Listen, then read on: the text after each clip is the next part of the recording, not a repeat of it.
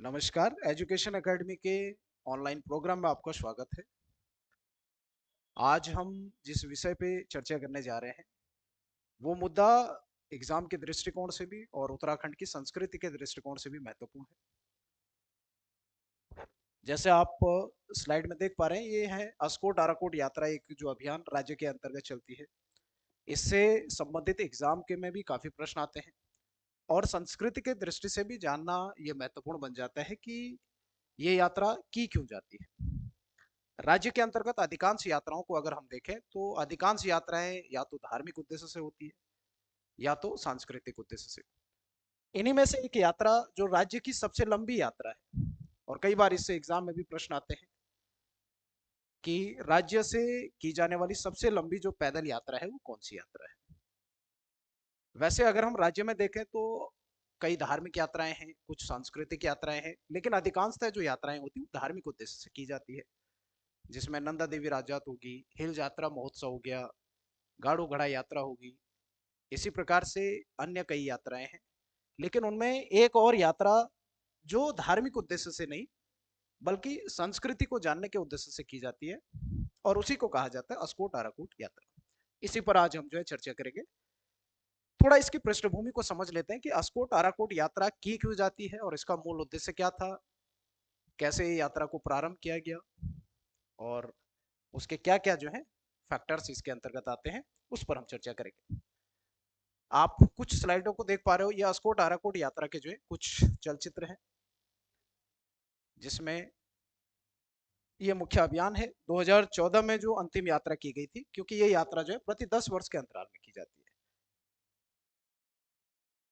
ये इस प्रकार से आप कुछ चलचित्रों को इसमें देख पा रहे होंगे, और ये यात्रा का एक ट्रैक है जिसको हम जो है लास्ट में एक चर्चा करेंगे। तो थोड़ा इसके इतिहास और इसकी भूमिका के बारे में समझ लेते हैं कि इसकी यात्रा क्यों की जाती है। देखो, राज्य के अंतर्गत प्राकृतिक संसाधनों का अकुल एक स्रोत है, जिसमें हमारी नदियां हो गई, वन संपदा हो गई, खनिज हो गए, ये सारे जो है जो क्षेत्र है राज्य के अंतर्गत है, और ये हमारी प्राकृतिक धरोहरें भी है, जिनका प्रारंभिक स्तर से भी अगर हम देखें तो समय समय पर दोहन होता रहा। उन्हीं दोहनों को के लिए जागरूक करने के उद्देश्य से जो है वर्ष 1974 में शेखर पाठक नाम के जो है एक पर्यावरणविद भी हैं, इतिहासकार हैं, और एक जन जागरूक करने वाले पुरोधाओं में भी गिने जाते हैं। उन्हीं के द्वारा एक यात्रा निकाली गई, उसी को कहा जाता है अस्कोट आराकोट यात्रा। इस यात्रा का अगर आप अभियान देखोगे तो ये यात्रा जो है उत्तराखंड के सबसे पूर्वी क्षेत्र, ये वाला जो भाग है ये है अस्कोट, और अस्कोट से होते हुए ये यात्रा जो है उत्तराखंड के सबसे पश्चिमी जो क्षेत्र है उत्तरकाशी का भूभाग, जिसको हम आराकोट कहते हैं, वहां तक ये यात्रा की जाती है। 6 जिलों से होते हुए लगभग 350 से अधिक गांवों को जो है ये जोड़ता है, और इतने गांवों को जोड़ते हुए ये यात्रा की जाती है। इतिहास के अगर परिप्रेक्ष्य में हम देखें तो ये राज्य की सबसे लंबी पैदल यात्रा है। उत्तराखंड के परिप्रेक्ष्य में 1150 किलोमीटर की ये कुल यात्रा होती है, जो 6 जनपदों से होकर के गुजरती है। एग्जाम की दृष्टि से इस यहाँ से प्रश्न भी आता है कि राज्य से या राज्य के अंतर्गत की जाने वाली सबसे लंबी पैदल यात्रा कौन सी है। तो सबसे लंबी पैदल यात्रा की अगर हम बात करें तो वो ये यात्रा है। कई बार प्रश्न आता है कि सबसे लंबी धार्मिक यात्रा कौन सी है। तो धार्मिक यात्रा की जब बात की जाएगी तो फिर आ जाती है नंदा देवी राजजात यात्रा। नंदा देवी राजजात, इस यात्रा पर भी हम आगे आने वाले समय में जो है किसी लेक्चर पर चर्चा करेंगे। लगभग 280 किलोमीटर की ये पूरी यात्रा होती है, परंतु ये जो यात्रा है ये धार्मिक यात्रा है, जो नंदा देवी के परिप्रेक्ष्य में जो है यात्रा निकाली जाती है। सांस्कृतिक यात्रा का मतलब होता है कि जो केवल राज्य की संस्कृति और उसको जानने के उद्देश्य से यात्रा की जाती है, लोगों को जागरूक करने के उद्देश्य से यात्रा की जाती है। इसका अगर आप टैगलाइन भी देखोगे तो टैगलाइन भी उसी परिप्रेक्ष्य में है, अपने गांव को तुम जानो, अपने लोगों को पहचानो। इसका सीधा अर्थ है कि गांव की जो धरोहरें हैं, जो प्राकृतिक संपदाएं हैं, उनको जानने के उद्देश्य से, और उस क्षेत्र के लोगों का किस प्रकार से विकास हुआ है, क्या उनको आधारभूत सुविधाएं प्राप्त हुई है, सामाजिक अस्तित्व क्या है, उसको लेकर के जो है ये मुख्यतः यात्रा की जाती है। इस यात्रा का प्रारंभ जैसे मैंने आपको बताया कि 1974 में किया गया था शेखर पाठक के द्वारा। लेकिन ये यात्रा प्रारंभिक स्तर पर जो है एक व्यक्तिगत यात्रा उन्होंने शुरू की। वर्ष 1983 में 1983 में जो है एक संस्था इनके द्वारा स्थापित की जाती है, उसको कहा जाता है पहाड़ संस्था।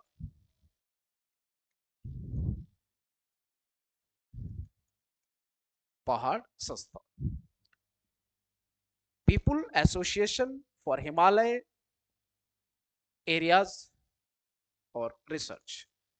ये एक यात्रा है जिसको हम पहाड़ संस्था के द्वारा जो है यात्रा का स्वरूप देखते हैं। 1983 में इसकी स्थापना की गई और 1984 से जो पहली यात्रा, क्योंकि जो इसकी प्रारंभिक यात्रा हुई थी वो हुई थी 1974 में, और प्रत्येक 10 वर्ष के अंतराल में ये यात्रा की जाती है। तो दूसरी यात्रा उसकी जो है 1984 में हुई। 1984 से इस यात्रा को जो है संस्थागत द्वारा किया जाता है, जिसको हम पहाड़ संस्था कहते हैं। यद्यपि इसकी भी शुरुआत शेखर पाठक ने ही की थी और यात्रा का प्रारंभ भी जो है शेखर पाठक के द्वारा किया गया था। तो उसी संस्था के द्वारा उसके बाद ये यात्रा का आयोजन प्रति 10 वर्ष के अंतराल में किया जाता है। ये आप जो देख पा रहे हैं ये अंतिम यात्रा का स्वरूप है। 2014 में इसकी जो है 5वीं यात्रा हुई थी और अगली जो छठी यात्रा होगी वो अब 2024 में होगी। तो इसी यात्रा से संबंधित कुछ जो फैक्ट्स हैं जो एग्जाम में पूछे जाते हैं उनके बारे में हम चर्चा करेंगे कि क्या क्या जो है इस एग्जाम से जुड़ी हुई जो है घटनाक्रम से। तो थोड़ा एक बार जो है दोबारा इस अभियान का जो है स्वरूप अगर हम देखें तो इस प्रकार से जो है ये इसकी पूरी जो है रूपरेखा है।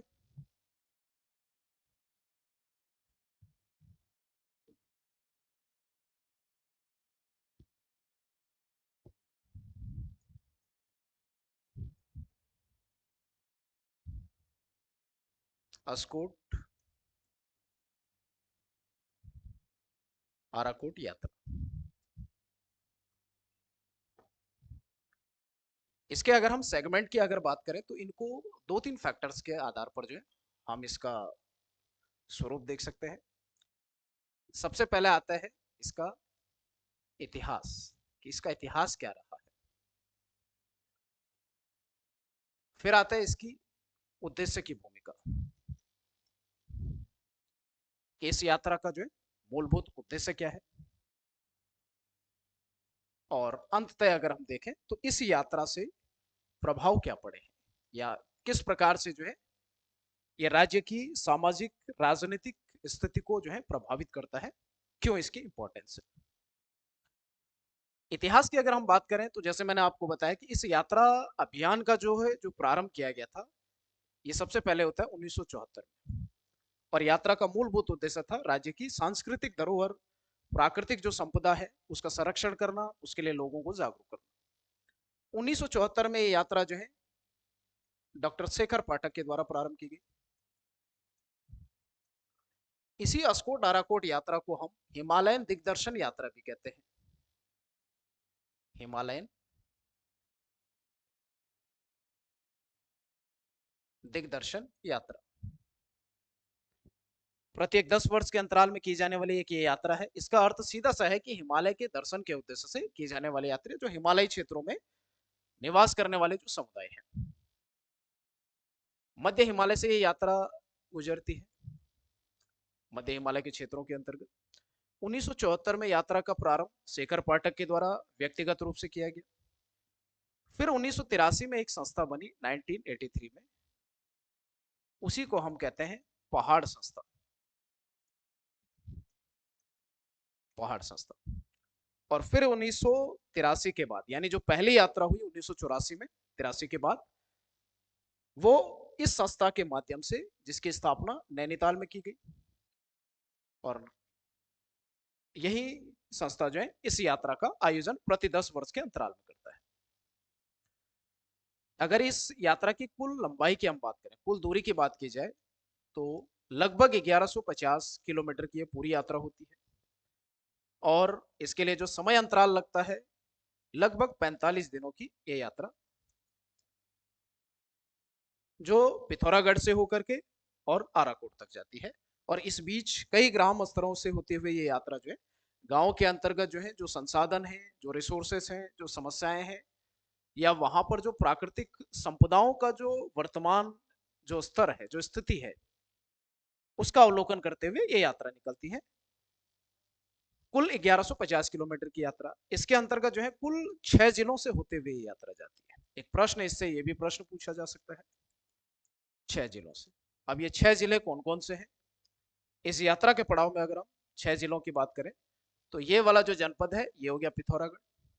पिथौरागढ़ से होते हुए यात्रा जारी है बागेश्वर के अंतर्गत, बागेश्वर हिस्से से भी होते हुए, फिर पहुंची चमोली, चमोली से रुद्रप्रयाग, रुद्रप्रयाग से टिहरी, और टिहरी से होते हुए फिर जो है उत्तरकाशी के, और अंततः आराकोट में यात्रा का समापन होता है। तो इस प्रकार से इस यात्रा का जो है ये पूरा एक ट्रैक है। लगभग 45 दिन में ये यात्रा जो है पूरी की जाती है। तो एक इंपॉर्टेंट एग्जाम के दृष्टि से भी ये एक सेक्शन बन जाता है। शेखर पाठक के द्वारा इस यात्रा का प्रारंभ किया गया, तो इनको इनसाइक्लोपीडिया ऑफ हिमालय भी कहा जाता है। एक प्रश्न ये भी महत्वपूर्ण बन जाता है, इनसाइक्लोपीडिया ऑफ हिमालय।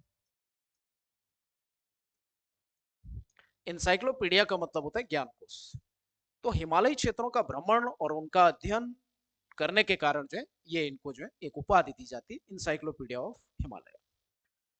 यात्रा का उद्देश्य मैंने आपको बता दिया। इसके अंतर्गत जो है राज्य के अंतर्गत जो प्राकृतिक धरोहर है उनकी स्थिति, लोगों को इसके लिए जागरूक करना, संसाधनों का जो है किस प्रकार से दोहन हो रहा है उसके लिए लोगों को जो है जागरूक करना इस घटनाओं के प्रति, ये इस यात्रा का प्रमुख उद्देश्य है।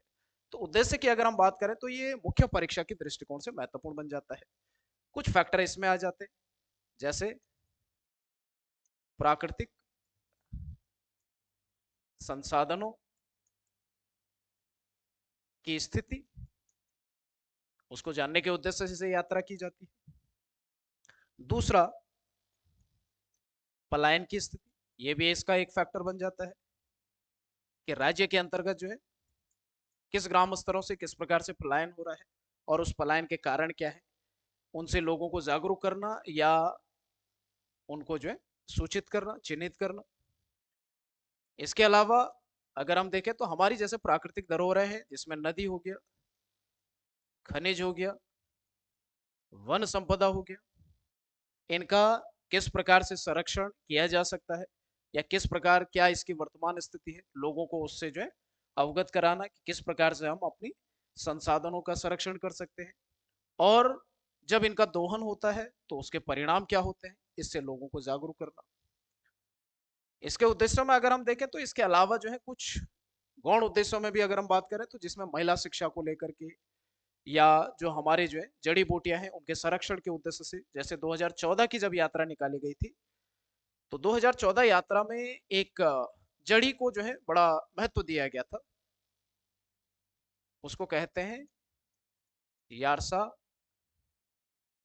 गंबो के नाम से, या यारसा जम्बो भी कहते हैं। इसका मतलब होता है ये कीड़ा जड़ी है, जिसको हम कीड़ा जड़ी के नाम से जानते हैं।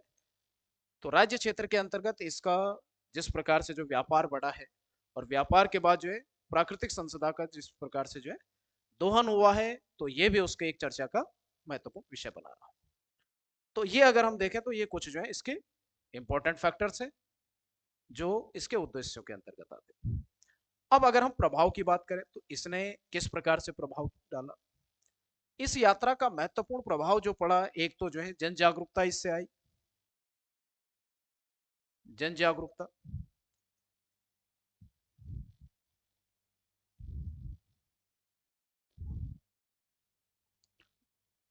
जन जागरूकता किस चीज को लेकर के, राज्य के अंतर्गत जो है जो हमारी प्राकृतिक जो संसाधन है उनका किस प्रकार से संरक्षण किया जाए, इस परिप्रेक्ष्य में ये इंपॉर्टेंट रहा। दूसरा इसका प्रभाव अगर हम देखें तो सांस्कृतिक उद्देश्य से जो है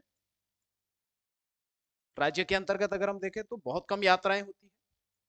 उन यात्राओं में से एक यात्रा जो संस्कृति को दर्शाने के और हमारी संस्कृति के बारे में जानने के लिए किस गांव में क्या कल्चर है उसका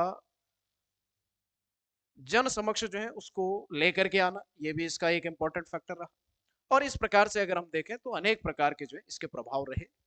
एग्जाम की दृष्टि से ये एक इंपॉर्टेंट फैक्टर यात्राओं का, क्योंकि आज की तिथि में अगर हम देखें तो संस्कृति से जुड़े हुए काफी सारे प्रश्न आ रहे हैं और उनमें एक ये यात्रा जो है ये भी महत्वपूर्ण बन जाती है। इसी प्रकार की एक यात्रा जो नंदा देवी राजात यात्रा है वो भी एक महत्वपूर्ण यात्रा है, उस पर भी हम आगे जो है चर्चा करेंगे, उस विषय पर कभी, उस यात्रा को लेकर के भी जो है उसको विशेष उस पर जो है प्रकाश डालेंगे। आज जो है फिलहाल जो है इस यात्रा को लेकर के जो इसका इतिहास था, जो एग्जाम में प्रश्न बन जाते हैं, उसको लेकर के हमने चर्चा की। बाकी नेक्स्ट वीडियो में जो है हम नंदा देवी राजात यात्रा को लेकर के कभी आगे चर्चा करेंगे। आज के लिए इतना ही। धन्यवाद।